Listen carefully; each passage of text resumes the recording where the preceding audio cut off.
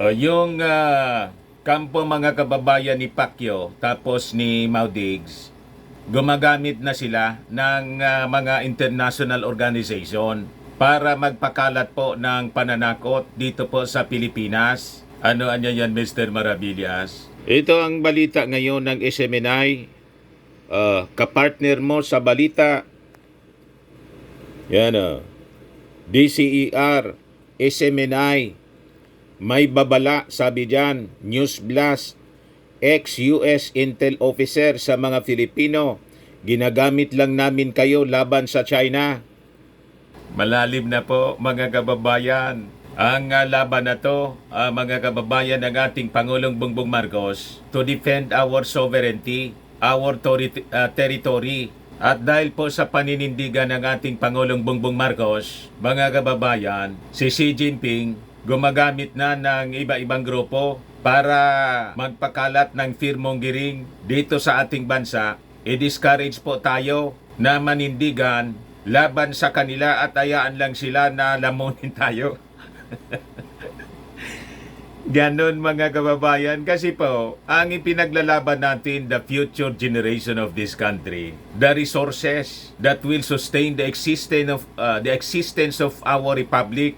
Yan po ang West Philippine Sea. Nasabi nga ng mga experts, mga kababayan, ang kayamanan na nandiyan mas malaki pa sa resources ng Pilipinas. Ang area po ng West Philippine Sea mas malaki pa po sa landmass ng Pilipinas. Lalo na po yung resources na nasa ilalim niyan. Trillions of tons of gas, mga kababayan. And trillions as well of barrels ng petroleum. So, gagawin po ng China ang lahat para kamkamin ang hindi sa kanila, mga kababayan. At gumagamit sila ng mga international organizations na ngayon para mag-fear-mongering dito sa atin. Ginagamit nila yung SMNI kasi nga po, alam na ninyo, grupo ni Maudigs. Pro-China. So nagets na ninyo po. Kaya kung narinig na ninyo po itong balitang ito sa SMNI at naniwala kayo po, talo kayo niyan pag ganyan. Huwag tayong patatalo po sa propaganda war na wini-wage nila laban sa ating mga mamamayang Filipino na may pagmamahal sa ating bansa. Tulad ng ating Pangulong BBM. So wala po silang tigil sa pananakot kahit pakinggan ninyo si Harry Roque ngayon. Ganon din ang linya ng ganyang propaganda. Sige, panakot po ni Harry Roque. Fear-mongering po, mga kababayan. O ngayon, i-replay ko sa inyo ang sinasabi po ng SMNI tungkol dito po sa sabi, ex-US intelligence officer. Baka maniwala kasi kayo, ex-US intelligence officer sa mga Pilipino, ginagamit lang namin kayo laban sa China. What? Yan po ang linya ng kanyang propaganda. Pag hindi natin sinuri po, malamang maniwala tayo. Kaya lang po ako, hindi basta ako nagpapaniwala, tinitse ko yung background ng mga nagsasalita. But before ko sa inyo mga kababayan i-share ang mga istoryang yan, click subscribe muna dito sa ating YouTube channel and hit the notification bell para lagi po kayong updated sa mga kaganapan dito sa ating bansa. Like and share na rin po ninyo ng ating video. At huwag na rin po ninyo na skip yung ating mga commercial ads para tuloy-tuloy lang ang pag-unlad ng bagong Pilipinas. Sa mga nagana po nagmalinis and spacious fitness gym, pumunta lang po kayo sa Colossal Fitness Gym. We also offer Grab car rental with our brand new 2023 model ng Toyota Innova. We also accept booking for those who are planning to travel via PAL and Cebu Pacific and other airline companies, local and international, and bills payment for Meralco bills, PLDT, etc. Ang Colossal Fitness Gym is located at 3rd floor Security Bank Building, Landco Business Park, Legazpi City, Albay. For inquiries, look for Gilon Maravillas, contact number 0966-802-0949. Yan po yung aming Innova. Lagi na pong matao sa amin. Yan po mga bago naming clients. Napakaganda, colorful at napakalinis ng aming gym po. Kaya pati mga foreigners po, mga mga British tourists po sila pumupunta sa amin. Na-set up na rin po yung mga bagong gym equipments namin. May treadmill na rin po kami. Ito naman po yung bago naming product na binibenta online, iGlow Serum. Tingnan ninyo yung epekto sa whitening po siya. Tingnan ninyo yung epekto sa aking anak na architect entrepreneur. Sa mga inquiries ninyo, dumiretso na lang kayo sa kanyang messenger, Riz Maravillas. Now, ito naman po, Firmax Firming and Lifting Cream. Pinapahid po sa mga pulses in affected area. Mainam po ito sa mga pains at paninigas na mga kaso-kasuan. Ito po, mga kababayan, Automax Radiant Serum. Sa mukha naman yung application. Anti-aging po siya. You will look 10 years younger than your age. Sa mga cancer patients naman po, baka lang gusto ninyo itong itry. Ning sa Red Mix Fruit Drink. Hindi man po siya gamot. Food supplement siya po. Kaya lang, gawa siya mga kababayan kasi sa goji berry. Yung goji berry may anti-cancer properties.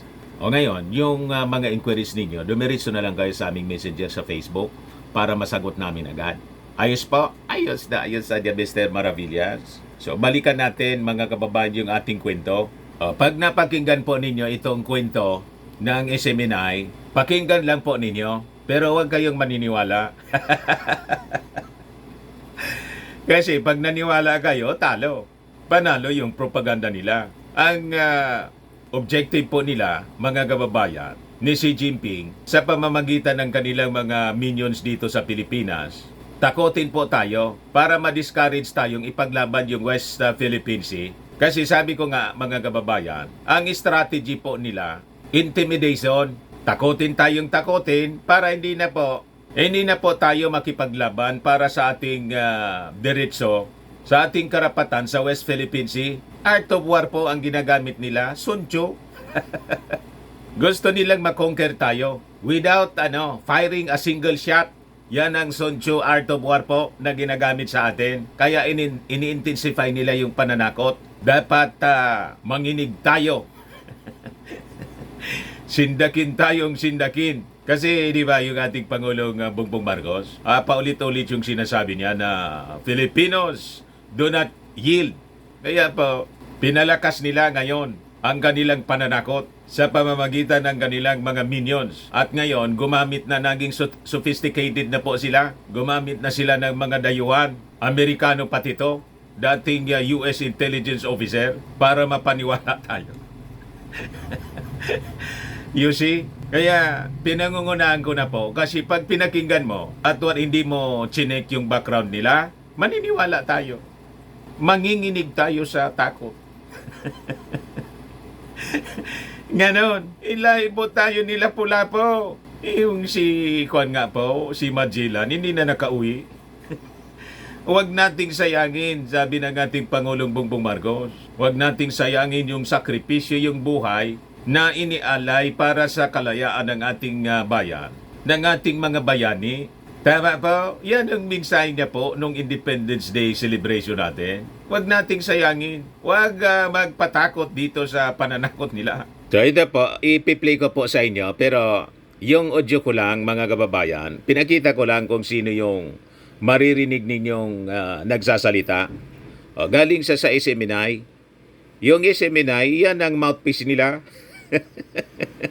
Yan ginagamit ng China po, mga kababayan, kaya tamang binawi yung binawi mga kababayan yung franchise. Talagang threat to national security po. Hindi lang yung violation, mga kababayan, sa franchise, kundi naging mouthpiece na po ng dayuhan. Pakinggan po ninyo, mga kababayan, ang sinasabi dito sa balita. Huwag kayong maniniwala pag-usapan lang natin, pero huwag kayong maniniwala. Ang paniwalaan ninyo, ang aking research, ang aking sasabihin sa inyo po. May babala ngayon ng isang dating U.S. intelligence officer sa mga tugnay sa issue sa West Philippine Sea. Si MJ Mondihar sa report. Ito pa. Nagsama-sama kamakailan ang mga anti-war advocates sa US para bigyang babala ang mundo sa nakaambang nuclear Anti-war armageddon. advocates Sa press daw. conference na inorganisa ng Schiller Institute, isa-isang pinalawanag ng mga eksperto at dating mga opisyal ng US government kung gaano kadelikado ang nuclear war. Kabilang sa mga tinalakay ang magiging parte ng Pilipinas kung sumiklab man ang digmaan. gamit ang issue sa West Philippine Sea. Para kay Scott Ritter, isang dating US Marine Corps Intelligence Officer, ginagamit lamang ng Amerika ang Pilipinas laban sa China. We are using you. You are a tool, nothing but a tool. And when the tool ceases to be useful, we will Si Scott discard Ritter you. po siya. Ani Ritter, na nagsilbi rin bilang Weapons Chief Inspector ng United Nations, ang issue sa West Philippine Sea ay ginagamit ng kanyang gobyerno para gulangan ng China. And discard you means usually after a war that devastates you. We are using you to gain some sort of momentary leverage over the Pag hindi mo Chinese. chinik ang background We niya will po, fail. maniniwala Punto pa niya, ka. tiyak na mananalo ang China kontra US sa WPS. At ang kawawa dito, ang Propagandist mga po walang siya. kamalay-malay na Pilipino. The Chinese will win and you will be destroyed. Pro-China End po of siya. Story. It's high time the Filipino people pressure their government to start sitting down and engaging the Chinese government responsibly. Ayun, mga kababayan, nakita ninyo? Linya ng propaganda po ni Xi Jinping. Bakit ganon ang kanyang pananalita, mga kababayan, na isa siyang ex-US intelligence officer? Bakit? Saan ba siya nagtatrabaho ngayon? Ayan ang didiscovery natin. Maya-maya, ibibigay ko sa inyo yung background kasi pag pinakinggan mo siya, nang hindi natin sinek kung saan siya affiliated na organization, baka maniwala tayo. Tama? Madaling sabihin ko na sa inyo, ginagamit siya ng China. Siya ay isang instrumento ni Xi Jinping. Ano yung ebidensya natin? Mamaya ibigay ko sa inyo. Tanggal ngayon ng Philippine government sa anya ay ironclad na ugnayan ito sa US government. Katunayan, sa administrasyon ni Pangulong Bongbong Marcos Jr., lalong dumami ang mga EDCA site ng Amerikano sa mga military bases ng Naghanap Pinas. buhay lang po itong si Ritter. Ang pinagsisilbihan niya ngayon, si Xi Jinping. Lahat ito nakatutok sa direksyon ng China. The United States cannot fight and engage China and win. We will not beat the Chinese. We cannot beat the Chinese, and we know this, and yet we're using the Philippines to create the conditions of potential Matindi conflict po. with the Chinese. Please understand that for the Filipino people, this is a recipe for disaster. Pinakalat na nila ito sa internet po. Viral na po siya. Mga kababayan, and I think talagang purposely may grupo talagang nagpapakalat sa kanya para sindakin yung mga mamamayang Pilipino, lasonin yung ating isipan. At wag na tayong manindigan laban sa pananakop sa pagmamalabis ng China. Madaling sabi, isurrender na natin sa China lang yung West Philippine Sea. Ano sila siniswerte? You think America is your friend. Payo naman ni Ritter sa Philippine government, Siniraan yung Amerika. You think yung America is your friend? Ginagamit lang niya kayo ng Amerika. huwag magpauto dahil walang pakialam sila mga Amerikano sa ating mga Pilipino. Kita ninyo mga kababayan. propaganda po siya ng far left. Mga extremist. Sa totoo lang, hanggang ngayon, nananatiling mababa ang tingin nila sa atin. Mga lahing sinakop at inalila Di ba? Matindi po yung paninira sa Amerika. sa mahabang panahon. China doesn't want war, and if you would engage China in diplomacy, and as we've all indicated here, Yan ang sinusulong niya po. Makipag-usap na ang diplomasing sinasabi niya, hindi yung strategy, mga kababayan, na ginagawa ng ating Pangulong Bongbong Marcos na multilateral. Gusto niya yung agenda ng China na tayo lang, yung bilateral lang para kaya-kaya tayo brasuhin. Yan ang ayaw ng ating Pangulong Bongbong Marcos. Kasi pinaiikot lang tayo, mga kababayan. Kaya nga tayo, in-engage natin yung ating mga kaibigang bansa, lalo na yung Amerika. Yon ang objective nitong papreskon ni Scott Ritter. America has long since lost the skill set necessary to carry out diplomacy, but the Philippine people can reignite this, to relearn it, to use this skill to prevent a war. But if you continue to behave Kung ano po yung linya ng propaganda ni Mao Diggs tapos ni Harry Roque, yun ang sinasabi niya. as colonial subjects, and I know that's a Nag-usap-usap siguro. sore subject in the Philippines, because you were the colonial subjects of America. We still view you as our colonial subjects.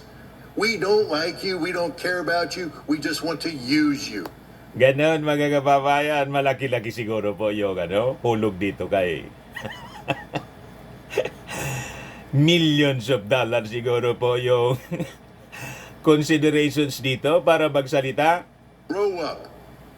Grow up and act responsibly. Take control of your own future. America is not here to help you.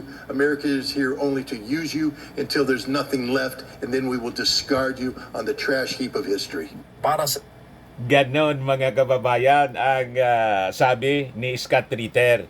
Ngayon, sabi ko pa sa inyo, direkta ng sinasabi ko sa inyo, point blank, huwag kayong maniniwala sa kwento ni Scott Ritter. Kasi po, nang chinek ko kung saan siya affiliated po, ang affiliation niya po, ito is Schiller or Schiller Institute. Ang basa yata nito, Schiller Institute. Nang i-check ko po yung background ng Schiller Institute, kung saan affiliated itong si Scott Ritter na source ng information ng SMNI. Grupo pala ito ng mga ng mga extremist. Far left extremist, mga kababayan, aligned sa mga agenda ng mga extremist sa mundo. Far left po at barkada. Sumusuporta mga kababayan ang Schiller Institute kay Xi Jinping. Ang dali-dali pong i-check, ginugol ko, the Institute supports for Donald Trump, who they said in 2019 was being ousted in a seditious coup. It supports Chinese leader Xi Jinping. Alam na ninyo kung bakit ganon mga kababayan yun magsalita. Madaling sabi, malamang sa malamang, sumusuporta itong Schiller Institute kay Xi Jinping. Ito ngayon ang ginagamit para mag-black propaganda mga kababayan sa issue ng West Philippine Sea. Huwag kami mga taga-SMNI. Ay, bigay ko pa sa inyo ang background nito mga kababayan na Schiller Institute na pinagmamalaki nila na dapat paniwalaan natin daw. Kasi yung Amerika ginagamit lang tayo. Kayo kasi ang ginagamit ng China ni Xi Jinping. Hindi ninyo kami mauuto. Adi agenda ni Xi Jinping ang pinapakalat ninyo sa buong mundo at dito sa amin lalo na sa issue ng West Philippine Sea. So dito nagtatrabaho mga kababayan si Scott Ritter, yung nagpa-press con po para sabihin ginagamit tayo ng Amerika at nireport ng SMNI. Magkakaalyado sila. O yan po, sabi dito ng Wikipedia. Wikipedia po ito. Pwede ninyong i-search. Wikipedia.org. Hindi ninyo kami mauuto. Sabi diyan, the Schiller Institute is a German-based political and economic think tank founded in 1984 by Helga Sepp Larutz with stated members in 50 countries. It is among the principal front organization of Larutz movement. Itong Larutz movement mga kababayan, according to the Times, its aim is to propagate increasingly wild anti-Semitic conspiracy theories. Anti-Israel movement sila po. Ang mga communist po, ganon. Ang kalaban ng Israel mga kababayan, the Arabs, Muslim Arabs, Islam, the communist, and the atheist po. Ang communist po, walang Diyos, atheist. So, alam na ninyo, mga kababayan, kung saan nakalinya sila. Now, ano yung mga controversy na kinasangkutan nitong Schiller Institute? Sabi diyan, cult allegations. Kulto? Kaya kasundo po ng mga taga-Finta Kingdom. Sino may-ari ng SMNI? Pacquiao. You see, birds of the same feather po, mga kababayan. Siyempre, sama-sama sila. Magkakasundo sa kanilang mga pananaw at agenda. Ha? Nagtaka pa tayo. So sabi dyan, on November 6, 2003, a British inquest heard allegations that the Schiller Institute is a political cult with sinister and dangerous connections, which may have used controversial recruitment techniques on Dogan. Sabi diyan, following the 2003 death of Dogan, cult allegations were made. According to the Berliner Zeitung, the LaRouche movement in Germany operating as the Schiller Institute, LaRouche Youth Movement, yon, had around 300 followers in 2007, and next to Scientology was the cult soliciting more aggressively in German streets at the time. So dyan po konektado itong si Scott Ritter na nagpapakalat ng propaganda na tayo daw po ginagamit lang ng Amerika at hindi tayo. At ang Amerika hindi mananalo in any conflict po sa China. At itong Schiller Institute is supporting Chinese President Xi Jinping. Yan po, malinaw. Pakawala po ni Xi Jinping. The Institute supports for Donald Trump, who they said in 2019 was being ousted in a serious coup. It supports Chinese leader Xi Jinping. Huwag kami isiminay. Booking agad kayo sa inyong mga agenda at sa koneksyon kung sino ang nasa likod ninyo sa pagpapakalap nitong mga propaganda para takutin, magfirmong giring dito sa ating bansa. Yan po.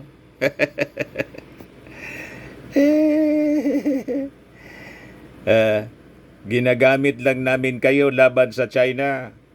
Yun pala, ito nagtatrabaho sa China. Aso pala ito mga kababayan ng China ni Xi Jinping, kaya ganon ang sinasabi nitong ex-US intelligence officer sa mga Filipino, ginagamit lang namin kayo laban sa China. Kaya pala siya ginagamit ng China para magpropaganda laban sa Amerika at sa atin po dito sa Pilipinas para mawalan tayo po ng loob. Huwag nating ipaglaban ang West Philippine Sea para lamunin nila ng walang kapagod-pagod mga kababayan. Ang technique lang, takutin tayo ng takutin.